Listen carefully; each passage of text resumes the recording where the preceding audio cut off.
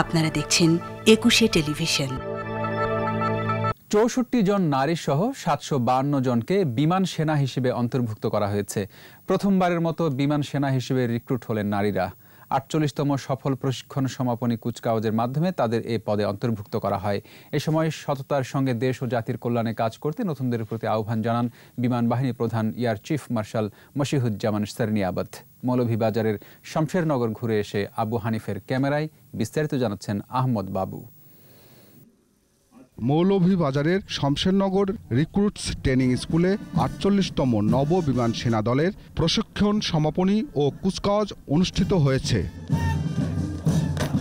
বিমান বাহিনী প্রধান air chief marshal Mashihuzzaman Serniabat নতুন বিমান সেনাদের কুচকাওয়াজ পরিদর্শন, মার্চ পাস্ট ও অভিবাদন গ্রহণ করেন।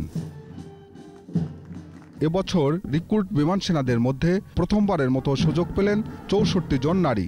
১০ বছর আগে ৮ জন নারী বিমান কর্মকর্তা হিসাবে যাত্রা শুরু করেছেন।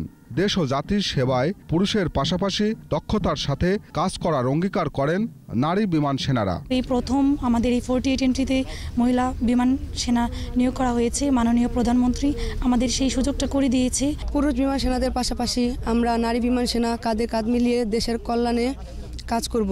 অনুষ্ঠানের দেশাত্মবোধ ও মুক্তিযুদ্ধের চেতনায় বাংলার আকাশ মুক্ত রাখতে নিজেদের যোগ্য বিমান সেনা হিসাবে গড়ে তোলার আহ্বান জানান বিমান বাহিনী প্রধান। বিমান বাহিনীতে মহিলা বিমান সেনা নিয়োগের মাধ্যমে বাংলাদেশ বিমান বাহিনী নারীর ক্ষমতায়নে আরো এক ধাপ এগিয়ে গেল বলে আমার বিশ্বাস। যে কোনো প্রতিকূল পরিস্থিতিতে বিমান বাহিনী তথা দেশের সম্মান অক্ষুণ্ণ রাখতে সদা সচেষ্ট থাকবে। শিক্ষা, জেনারেল সার্ভিস ও সার্বিক বিষয়ে ৩ জন শ্রেষ্ঠ রিক্রুটসকে ক্রেস্ট প্রদান করেন বিমান বাহিনী প্রধান।